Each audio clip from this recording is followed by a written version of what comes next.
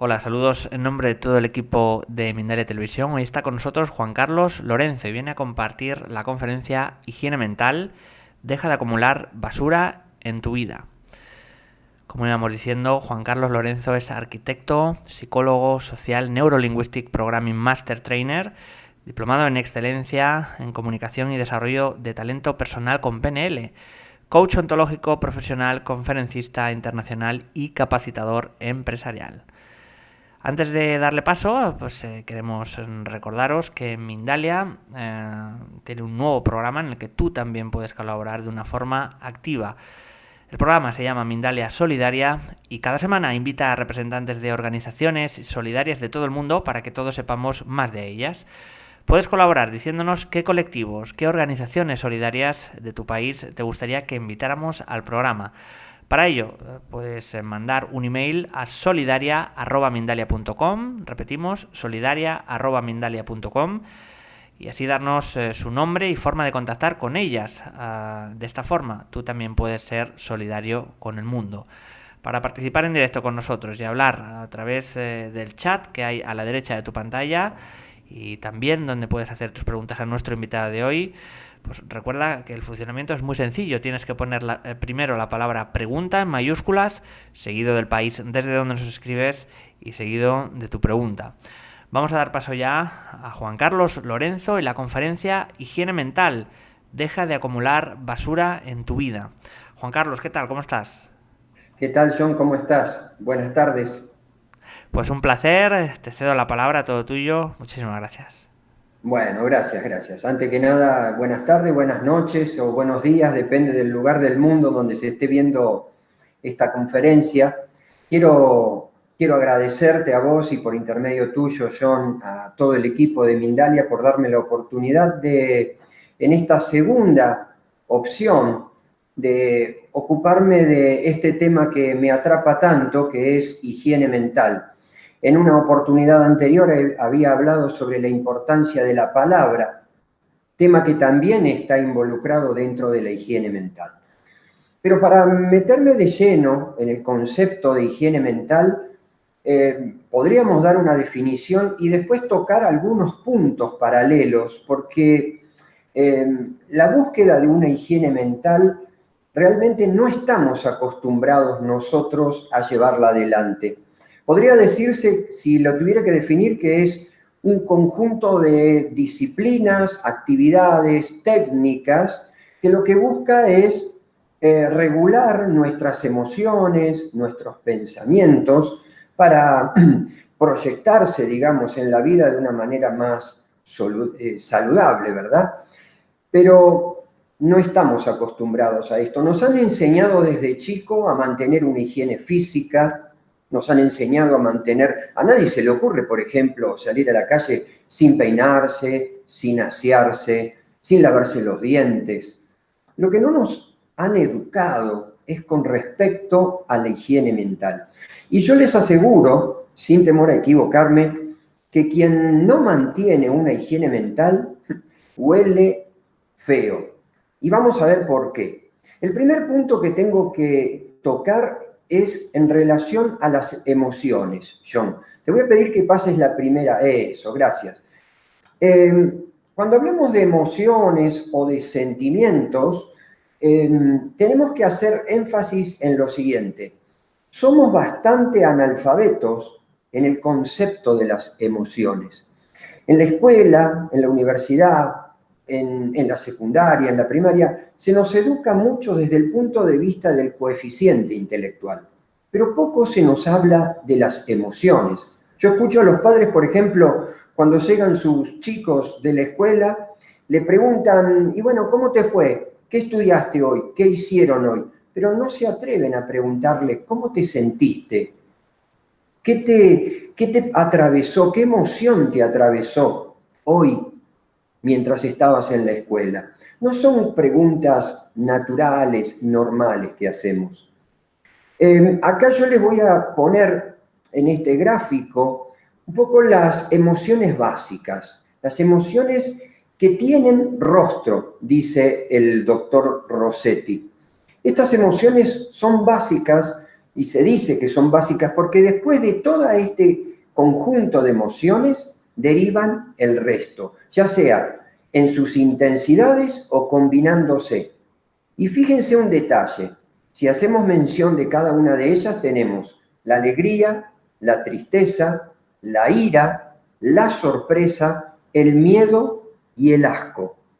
Y si somos observadores, también nos vamos a dar cuenta que cada una de estas emociones tienen un rostro, pero además 4 de ellas son desagradables.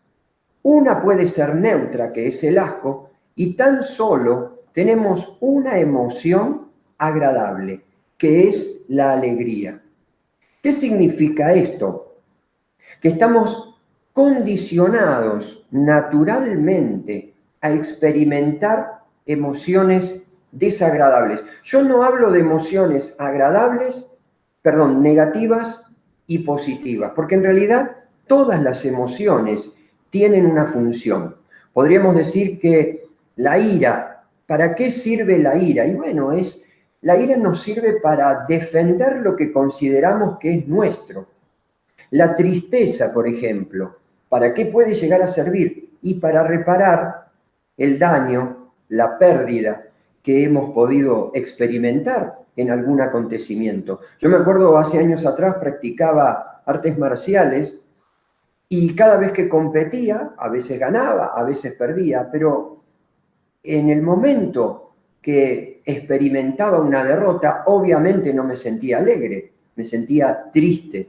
Y esa tristeza me llevaba a reflexionar sobre qué errores había cometido. ¿Para qué? Para no volverlos a cometer en una siguiente oportunidad. Ahora bien, cuando el entorno que nos rodea está impregnado de escenas, circunstancias, acontecimientos que nos hace experimentar emociones desagradables, como puede ser el miedo, el asco, la ira, la tristeza, entonces algo tenemos que hacer. Algo tenemos que empezar a desarrollar diferente de lo que venimos haciendo. Lamentablemente la sociedad hoy nos impregna, los noticieros, la televisión y demás, de escenas que ponen a nuestro inconsciente y a nuestro estado mental en permanente alerta. Y acá es donde tenemos que prestar atención. John Gottman, un gran psicólogo, dice que ha hecho un estudio muy pormenorizado, tanto en el aprendizaje, en el proceso de aprendizaje de los niños, como en las relaciones de pareja. En el proceso de aprendizaje de los niños, John Gottman, es un psicólogo, dice que el alumno se tiene que enamorar de su profesor para aprender. Cuando esto ocurre, no importa la dificultad de la materia, el niño la aprende. Y en la relación de pareja, más de 40 años investigando, lo que pudo comprender es que en el momento de relacionarnos con nuestra pareja, y lo podemos transferir a nuestras amistades, en el espacio laboral y demás, lo que importa es el intercambio emocional. Cuando las emociones que predominan son desagradables, entonces es una cuestión de tiempo. Yo te pregunto a vos que me estás escuchando, cuando compartís con tu pareja, ¿qué emociones intercambiás con ella? Porque según John Gottman, si las emociones que intercambiás, las que predominan son las emociones desagradables, es una cuestión de tiempo. Pero si seguimos avanzando, John, en la siguiente diapositiva, vamos a observar un estudio hecho por una universidad finlandesa, en la cual ha hecho un escaneo del cuerpo y podemos observar que las emociones no son gratuitas, que tienen un impacto sobre el cuerpo. Acá podemos ver una proyección de diferentes tipos de emociones y sentimientos, que no es lo mismo. Las emociones, en las emociones interviene mucho el sistema límbico, que es un área del cerebro que después la voy a mostrar, y que se ocupa de dar respuesta a las escenas que vivimos. Las emociones son de un instante breve, y los sentimientos ya son más profundos, en los cuales participan áreas neurológicas diferentes. Hay una reflexión, un análisis acompañado de una emoción. Pero observemos, por ejemplo, cómo impacta la ansiedad, en qué área del cuerpo. Podemos ver que del pecho para arriba,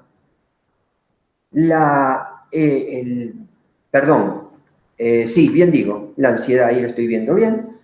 El amor, la felicidad, observen cómo se expande prácticamente abarcando todo el cuerpo. La tristeza, observen cómo es puntual, impacta mucho en la zona del pecho. El miedo, en la zona baja, en el bajo vientre. Y esto también tiene sus efectos. Cuando nosotros experimentamos emociones desagradables, prolongadas en el tiempo, a partir de este análisis que podemos ver en la diapositiva, nos vamos dando cuenta cómo pueden surgir hasta enfermedades. Porque además es de destacar que las emociones desagradables provocan una descarga hormonal en el cuerpo, como son, por ejemplo, la oxitocina, el cortisol, la adrenalina, que tienen una particularidad. Bajan el pH del cuerpo, lo acidifican, y esto provoca un impacto directo en el sistema inmunológico, exponiéndonos a todo tipo de enfermedades. Por el contrario, cuando experimentamos felicidad, nos sentimos enamorados, nuestro cuerpo se llena de otro tipo de hormonas, como son la serotonina, la dopamina, que se las conoce como hormonas de la felicidad. ¿Y esto qué es lo que provoca en el cuerpo? Un aumento del pH, lo mantiene estable en 7.4, y la particularidad que es, y bueno, que nuestro sistema inmunológico se fortalece. Así que veamos la importancia que tiene el entorno, cómo nos impacta y cómo tenemos que aprender.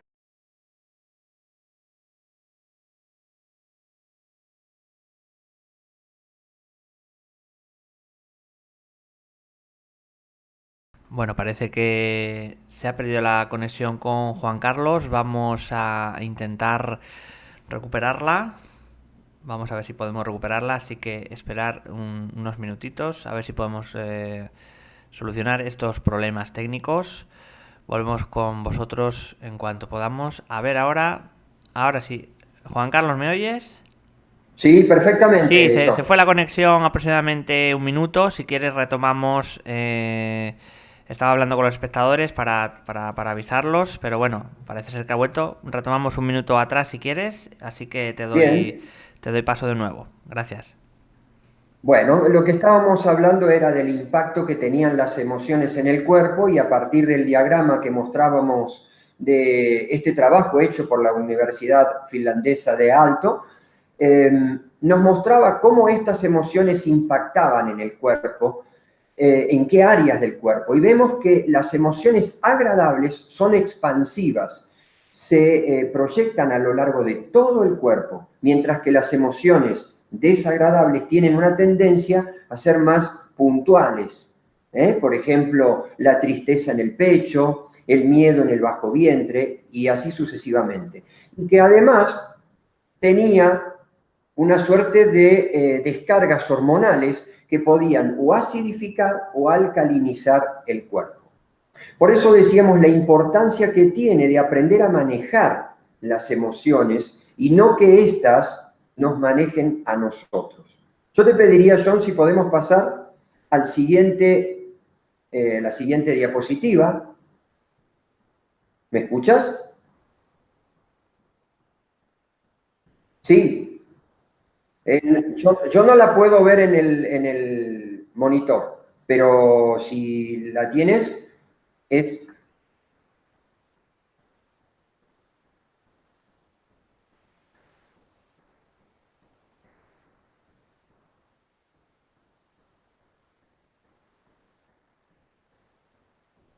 Bueno, si la gente lo puede ver, no hay ningún problema. No importa, no importa, no importa.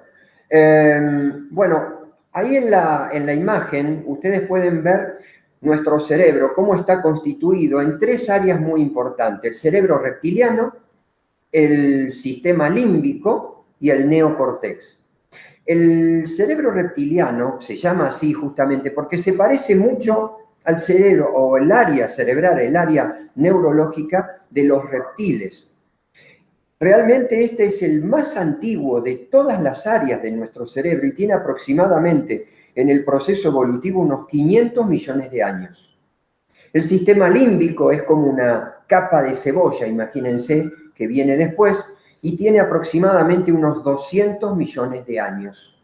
Esta área es la que se ocupa de nuestras emociones. Y finalmente tenemos el neocortex, que se ocupa de la parte analógica, analítica, racional. Bien, fíjense ustedes, en la siguiente diapositiva, yo les pongo cómo de pronto el sistema reptiliano, el primer sistema de análisis que habíamos hecho, está creado fundamentalmente para sobrevivir. Es decir, que está todo el tiempo atento a las escenas que se van dando a nuestro alrededor y está en un estado de alerta, ¿no? Como de amenaza. Ante la primera situación, actúa, procede. Por eso lo que predominan son las emociones desagradables, que era la que habíamos marcado en el punto anterior.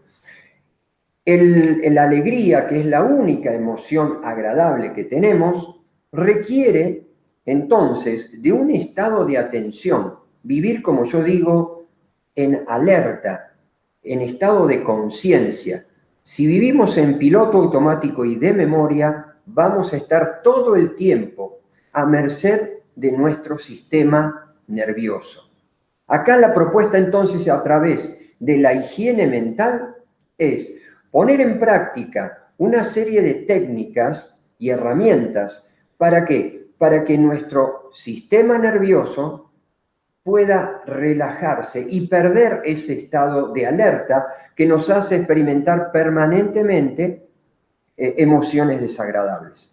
En la siguiente diapositiva, John, tenemos una imagen, una de pantalla verde. Como no la veo, te pregunto a ver si está ahí, en donde...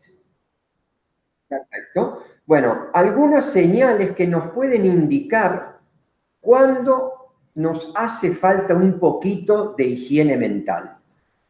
Por ejemplo, uno de los detalles muy común en la sociedad, nos enfocamos todo el tiempo nuestra atención en el error, en lo que falta, en el defecto, en lo que no tengo. Fíjense, cuando describimos una película, cuando describimos a un amigo, cuando estamos en un trabajo, y sí, es lindo esto que hago, pero, y ese pero termina anulando todo lo anterior. Vemos un poquito la televisión y nos pasan 10, 15, 20 noticias desagradables y por ahí, como una nota de color, alguna noticia agradable. En definitiva, nos están haciendo todo el tiempo foco en el defecto, en el error, y eso después lo transfiero a mi vida personal. Otro de los elementos para prestar atención, cuando nuestras palabras, cuando nos dirigimos a nuestros amigos, familiares y demás, palabras duras, palabras sarcásticas, palabras llenas de crítica, pero esa crítica mordaz que yo digo, ¿no? Bueno, de pronto notamos que nuestros amigos se empiezan a distanciar y no nos dicen por qué. Otro detalle muy importante, nos ocupamos y miramos tanto lo que no tenemos o lo que no queremos que perdemos de vista el objetivo. Yo en gabinete, cuando trabajo con mis pacientes, me doy cuenta, la mayoría de las personas que vienen a mi gabinete saben lo que no quieren y te lo cuentan con lujos de detalles. Pero cuando vos los detenés un poquito y les preguntás, ¿y cómo te gustaría verte de aquí a 6 meses? ¿O qué proyectos tenés? ¿O cómo te gustaría que sea la escena? La velocidad del relato cambió automáticamente. Empiezan los silencios. ¿Y saben por qué? Porque realmente no pensamos en lo que queremos. No nos enfocamos con la misma intensidad que sí enfocados en lo que no queremos. Entonces, la propuesta acá también es empezar a prestar atención, porque si estás todo el día enfocado en el error, en el defecto, en lo que no te gusta, algo diferente tenés que empezar a hacer. Del otro lado, tenemos otros puntos, otros tips también. Si los de este les pareció fuerte, ni hablemos de los del otro lado. Por ejemplo, encuentra cierto placer en la desgracia ajena. Es muy común escuchar, ¿no? A gente que a alguien le va mal y escuchás otro que dice, y se lo merecía. La verdad, lo tenía que pasar. Me gusta. Bueno, ahí hay que prestar un poquito de atención. Acá en Argentina yo digo, la gente se muere más de envidia que de cáncer, sinceramente. Es un terrible problema que tenemos y creo que a nivel mundial. Otro de los elementos, no dormimos bien. Problemas de bruxismo. Otro más, nos enojamos, sentimos envidia, el enojo como a flor de piel. Cualquier cosita nos saca de quicio. Y el otro tema que se habla mucho en sesiones de coaching y demás es ponerse en papel de víctima. Es como que, y bueno, a mí me fue mal por culpa del gobierno, o no lo pude comprar por culpa de mi mamá, o no lo pude hacer porque el colectivo no llegó a tiempo, siempre proyectando las responsabilidades afuera. No asumir nuestra propia responsabilidad. Bien, acá tenemos entonces presentado los temas fundamentales. O sea, por un lado, las emociones, cómo impactan en nuestro cuerpo y en nuestra psiquis. Y por otro lado, el concepto de higiene mental, como para decir, bueno, a ver, tengo síntomas, es urgente que empiece entonces a prestar atención. El siguiente, John, es romper con la rutina. Rompamos con la rutina, salir de nuestro círculo de confort. Yo círculo de confort lo denomino a ese espacio, a esas relaciones, a esas circunstancias y escenas que son cotidianas y de todos los días. Fijémonos con qué automatismo nos movemos. Nos levantamos todos los días y nos empezamos a vestir siempre de la misma manera. Vamos al baño, nos lavamos los dientes siempre de la misma forma. Nos peinamos siempre de la misma manera. Cuando tenemos que ir a trabajar, lo hacemos siempre por el mismo camino.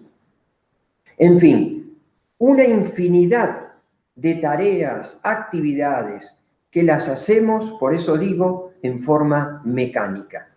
Ejercitar el cerebro es también una manera de hacer higiene mental. Ponerlo en una actividad de aprendizaje, hacer las cosas diferentes. Por ejemplo, cosas sencillas, dar vuelta a los cubiertos, jugar con los hijos. Por ejemplo, he jugado mucho con mis hijos en una determinada época, cuando ellos eran chicos. A la hora de cenar, no todos por supuesto, pero a algunos les proponía que se tapen los ojos y coman con los ojos tapados. Una hermosa experiencia. ¿Por qué? Porque incentiva al desarrollo de las otras zonas sensitivas, el gusto, el tacto, el olfato, y lo hacemos a modo de juego. Pero a nivel también adulto lo podemos hacer, como dijimos, cuando salimos a trabajar, experimentar otros espacios. Ahí estamos sacando a nuestro sistema nervioso, a nuestra mente también, de su círculo de confort, para proyectarlo hacia un círculo de expansión, es decir, un círculo de aprendizaje. Entonces, primer ejercicio para salir, para generar una higiene mental, romper rutinas. En la siguiente, tengo un texto que me encantó del doctor Luis Mariani, es un médico psiquiatra destacado aquí en la Argentina, con diploma de honor en la Universidad de Buenos Aires. Y tiene una frase que me encantó, por eso la comparto con ustedes, que dice: estimulando al cerebro, así como estimulamos a nuestro cuerpo mediante el ejercicio físico, podemos ayudarlo a que tenga un funcionamiento más eficiente. Ejercitando el cerebro, ejercitamos nuestra mente. Estamos acostumbrados a ejercitar nuestro cuerpo, pero no nuestro cerebro. Y esto es un cambio cultural, es romper paradigmas. Además, el romper estructuras y mecanismos hace que tengamos que prestar atención a lo que estamos haciendo, lo cual tiene un efecto colateral, pero positivo en este sentido, ¿no? Agudiza nuestra concentración. ¿Cuánta concentración falta? Es otro de los datos a tener en cuenta cuando no hay higiene mental, falta de concentración. Pero bien, otro de los temas, siguiente, John. Uno de los puntos que vamos a tener muy en cuenta para la higiene mental es cuidar el entorno y los vínculos. ¿Con quién nos relacionamos? ¿En qué espacios y lugares estamos inmersos? Los parámetros a tener en cuenta son dos en este sentido. Siguiente, una pantalla que dice parámetros a tenernos en cuenta. Yo te lo digo esto, John, porque como no lo veo en pantalla... Sí, perfecto. Yo te estoy poniendo a tu orden. Lo que pasa es que no podemos ponerte en la videollamada, pero está saliendo. O sea, tú a tu orden está perfecto. Genial. Bien. Primer elemento a tener en cuenta, nivel de profundidad en la comunicación. Y segundo elemento a tener en cuenta, el intercambio emocional con los espacios, con los lugares y con los vínculos que tenemos. Nivel de profundidad en la comunicación. Yo menciono 5 niveles de profundidad en la comunicación. El primer nivel, el más básico, el más superficial, es las conversaciones tópicas. Esto hace a esas frases hechas con las cuales nos vinculamos con los demás. Hola, ¿qué tal? ¿Cómo estás? Bien, ¿y vos? Bien, ¿también viste el calor que hizo? Terrible. Y la humedad mata. Son esas conversaciones que tenemos cuando estamos en el colectivo, cuando estamos en el almacén o cuando estamos en el ascensor con un vecino y como que el silencio molesta, entonces necesitamos hacer ruido. En realidad aquí no se comparte nada, solamente cosas o frases, diríamos, hechas. El segundo nivel de comunicación es el hablar de los otros. Este es el nivel de profundidad altamente tóxico. Vivimos hablando de los demás, pero cuidado, cuando hablo desde esta perspectiva, digo, hablar del otro desde una manera burlona, desde una manera sarcástica, esas críticas mordaces que solemos hacer, ¿no? Y esto abunda, y en los programas de Chimento y los programas de televisión, esto es lo que más rating tiene. Y por supuesto, si lo vemos en televisión, después lo transferimos a nuestra vida personal. El tercer nivel de profundidad, seguimos avanzando, es cuando transmitimos ideas y pensamientos, opiniones. Esto que estamos haciendo en este momento sería un nivel 3 de profundidad. Si seguimos avanzando, el nivel 4 de profundidad es donde ya no solamente hago un intercambio desde el punto de vista de ideas, sino que también me abro emocionalmente con el otro. Transmito emociones, sentimientos, porque son altamente contagiosas. Y el último nivel de profundidad tiene que ver con esa apertura total, donde yo me muestro tal cual soy, auténtico, íntegro. Muestro mis luces y mis sombras. Por ejemplo, en la diapositiva se puede ver la charla, el diálogo entre un hijo y su padre o su madre, en donde no importa si vos le vas a contar tus sombras, tus equivocaciones, tus debilidades, el otro te va a seguir queriendo. El tema es si es uno de los elementos a tener en cuenta en la higiene mental. Yo los invito a los que me están escuchando en este momento, es qué nivel de profundidad es el que abunda en tu vida. Porque en función de eso te estás construyendo neurológica y psicológicamente.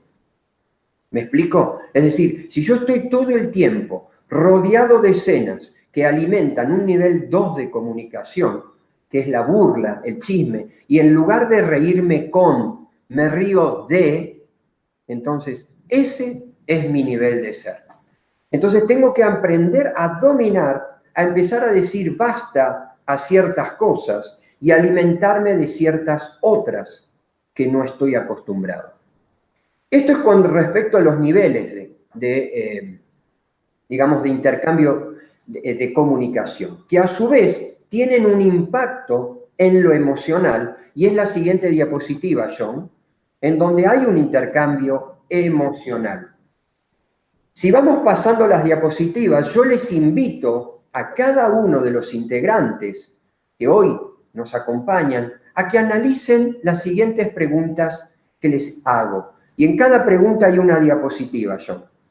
¿Cuánto esfuerzo debes hacer para mantener la relación que mantienes, ya sea con tu pareja, con tu amigo, con tu grupo de amigos o en el trabajo?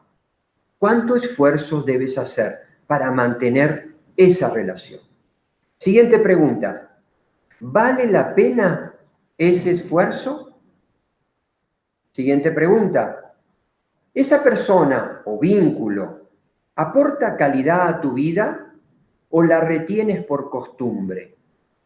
Son preguntas que nos van abriendo el panorama. Yo siempre digo, la calidad de tus preguntas determina la calidad de tu vida.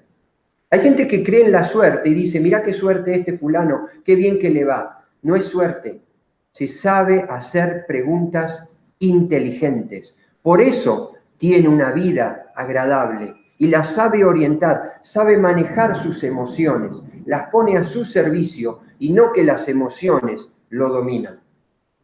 Siguiente pregunta. Si a esa persona la conocieras hoy, ¿la elegirías para tenerla cerca de tu vida? Siguiente pregunta. ¿Le importa lo que tú haces o sientes o solo se enfoca en lo que a ella le importa y sucede? Son preguntas que yo me he ido elaborando y por eso quiero compartirlas. Había gente con la cual me daba cuenta que vivían hablando de ellas y cuando yo quería contar algo de lo mío, me interrumpían y me seguían como contando sus cosas. Atento a eso. En las comunicaciones elaboramos emociones y tiene que haber un intercambio, tiene que haber un feedback entre uno y otro. ¿Te gusta la forma de ser? Siguiente pregunta, ¿no? Cuando estás con esa persona, ¿o saca lo peor de ti? Siguiente, ¿qué tanto puedes confiar en ella? ¿Te puedes animar a contarle intimidades tuyas como para profundizar y meterte quizás en un nivel 5 o por lo menos 4 de comunicación? ¿O te lleva a mantenerte en un nivel 2 de comunicación? ¿Puedes compartir libremente los sentimientos y las emociones con ella? ¿O te tienes que callar, guardar ciertas cosas? ¿Esta persona es competitiva contigo? En la pareja, si hay competencia, es una cuestión de tiempo. En la pareja, en el matrimonio, en la unión de pareja, tiene que haber cooperatividad, nunca competencia. Es decir, la persona que tenés al lado te tiene que ayudar a crecer y vos le tenés que ayudar a crecer a ella. Si hay competencia, como dice John Gottman, es cuestión de tiempo, porque la competencia, si bien nos mejora, la competencia tiene que ser para el afuera, nunca para el entorno familiar. Nunca para el entorno familiar. La competencia genera emociones que no son tan agradables. Y si experimentamos todo el tiempo emociones desagradables en nuestro entorno más íntimo, es una cuestión de tiempo. Por otro lado, pasando a la siguiente diapositiva, y como para seguir con estos ítems a tener en cuenta para llevar adelante una higiene mental? El correcto uso del lenguaje. Yo los invito a quienes nos están escuchando hoy a que busquen la conferencia que di anteriormente sobre el poder de la palabra. Y ahí van a tener un desarrollo muy extenso. No me quiero explayar demasiado con esto, porque ya está en otra conferencia, pero sí les digo, ojo con ponerse en víctima. Cuidado. Invito a ponerme en protagonista, no en culpable, que es diferente. La culpa va acompañada del castigo. La responsabilidad tiene otro sabor, otra dimensión.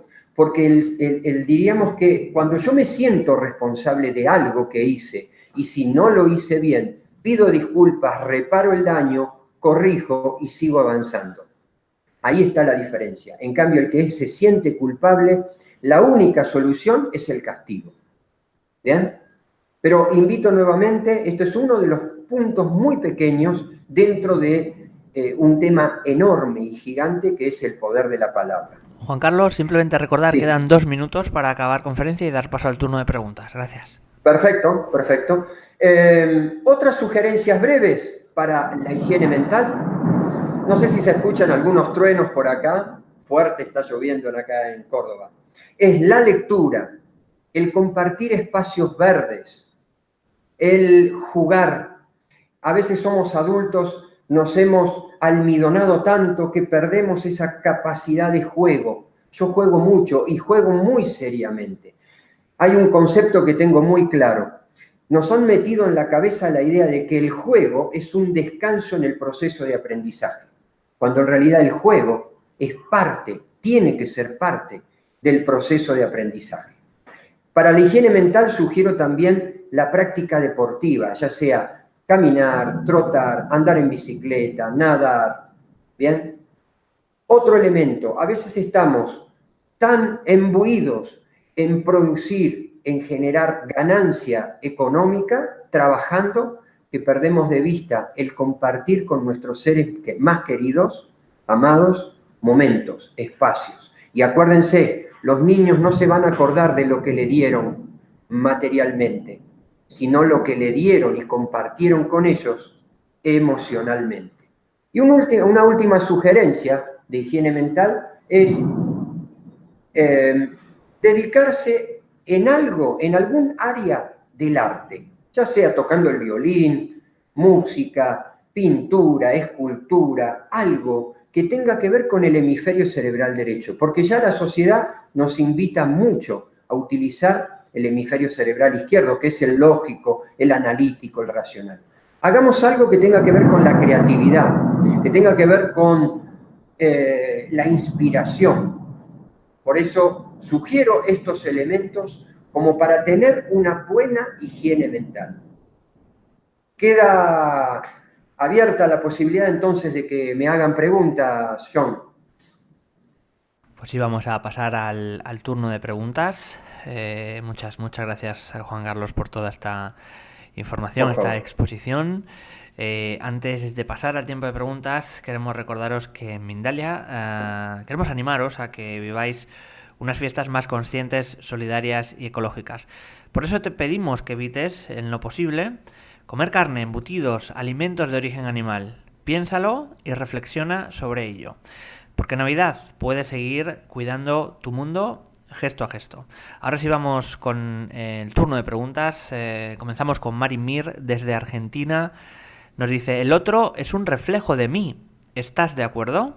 Entonces, si con el otro aparecen emociones negativas, ¿significa que esa negatividad está en mí? ¿A eso llamas basura? Bien, vamos a corregir el concepto. Nada de emociones negativas, emociones agradables o desagradables. Y sí, coincido perfectamente, como decíamos cuando hablábamos de aprender a manejar el entorno. El entorno me refleja permanentemente. Hay muchos autores que hablan al respecto. Entonces, si yo aprendo a trabajar internamente y me modifico internamente, el entorno se modifica automáticamente. Es decir, por ejemplo, para llevarlo y bajarlo a tierra, si estoy rodeado de gente que le gusta la murmuración, el chisme, la burla, es porque a mí también me gusta y me sumo a eso. Si de alguna manera empiezo a tomar distancia porque ya me resulta desagradable, esa gente va a empezar a desaparecer de mi vida. Hay una frase hermosa de James Allen, en uno de sus libros que se llama Cómo el hombre piensa, y dice algo así, lo voy a decir con mis palabras, pero el concepto es el mismo. El hombre cree que puede mantener en secreto sus pensamientos, mas se equivoca. Sus circunstancias lo revelan. Pero no fue el único,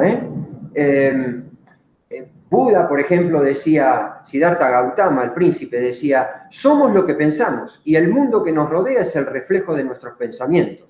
Con nuestros pensamientos edificamos nuestra vida. Vamos un poquito más adelante, bien en términos de carácter religioso. Jesús decía, por sus frutos os daréis cuenta. Y un filósofo que para mí es uno de los predilectos, Immanuel Kant, decía, el exterior es el reflejo del interior. Así que está contestada la pregunta, ¿no? Vamos a continuar en este caso. Marimir nos pregunta también, cuando profundizo en un tema y la persona sale del estado habitual de consciencia, se retira de la charla, ¿cómo gestionas este proceso? Bueno, a ver si la entendí la pregunta. Es decir, cuando yo me voy modificando internamente a partir de tomar conciencia de mi entorno, que es mi reflejo, él me está mostrando lo que yo soy internamente, y yo voy cambiando y voy empezando a hablar de otras cosas, expresar otro tipo de sentimientos y emociones. Obviamente que el entorno no le gusta. Diríamos, el entorno quiere mi vieja versión. Y si es una pareja, quiere la antigua versión mía. Y si son amigos, ellos son amigos de la antigua versión mía. Por lo tanto, diríamos, me van a tironear para que vuelva a ser esa vieja versión. Y ahí es donde empieza verdaderamente un trabajo interior. Porque si yo cedo a ese tironeo, a ese tira y afloje, vuelvo a ser el de antes, me vuelvo a sumar a las críticas, me vuelvo a sumar a las burlas y me detuve. Ahora, ¿qué tengo que trabajar? Y tendré que trabajar mis miedos, mis culpas, mis vergüenzas. Y diríamos, si el otro sigue en ese rollo, bueno, es un problema del otro. Yo tengo que trabajar internamente porque eso no lo quiero más. Y bueno, y si toma distancia, que tome distancia.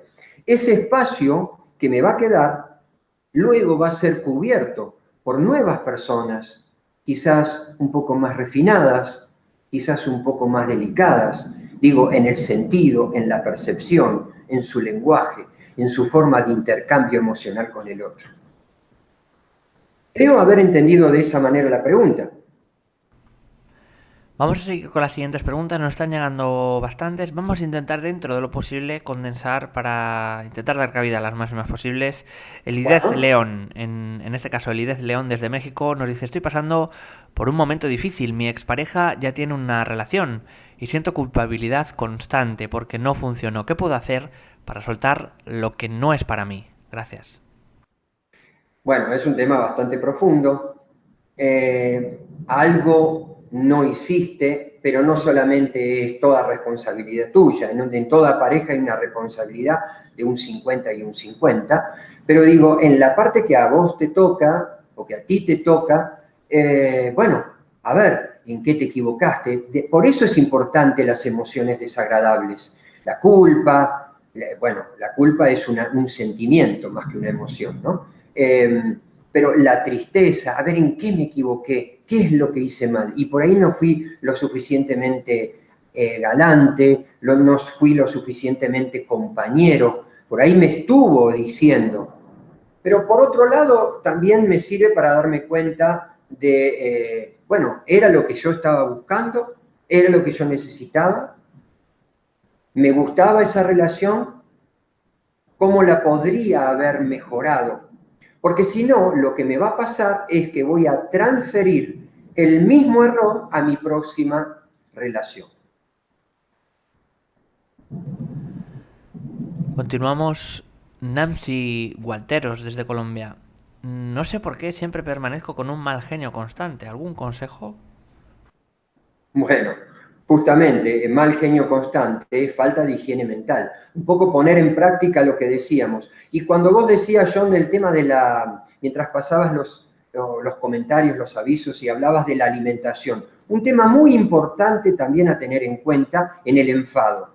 Si se come mucha carne, hay que controlarlo eso, hay que revisar la dieta porque también hace a la higiene mental. Poner en práctica, que ponga en práctica lo que le hemos dado, algunos de los tips que hemos dado. Seguro que va a bajar su intensidad. El sistema nervioso de esta persona está en alerta, está en guardia, observa la amenaza. La pregunta sería, ¿qué cosas lindas te pasaron hoy? Y pregúntatelo permanentemente, ¿qué cosas lindas me están ocurriendo en este momento? Porque a veces las naturalizamos tanto que las perdemos de vista y seguimos enfocados en el error, en el defecto, en lo que no tengo. Pensá en un proyecto, trabajá por él.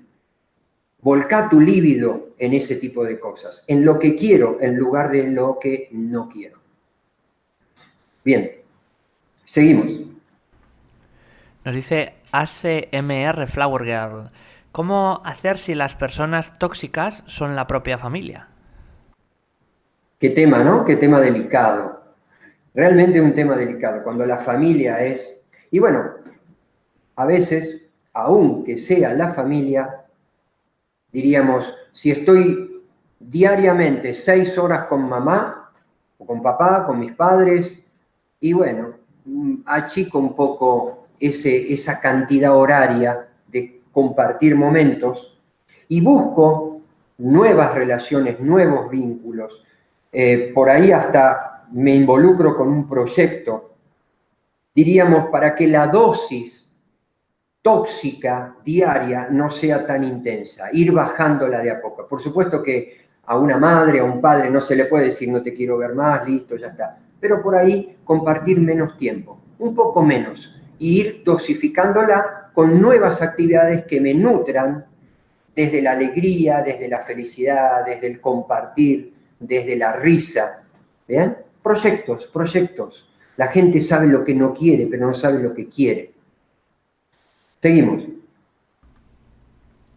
Nos vamos a... o regresamos a...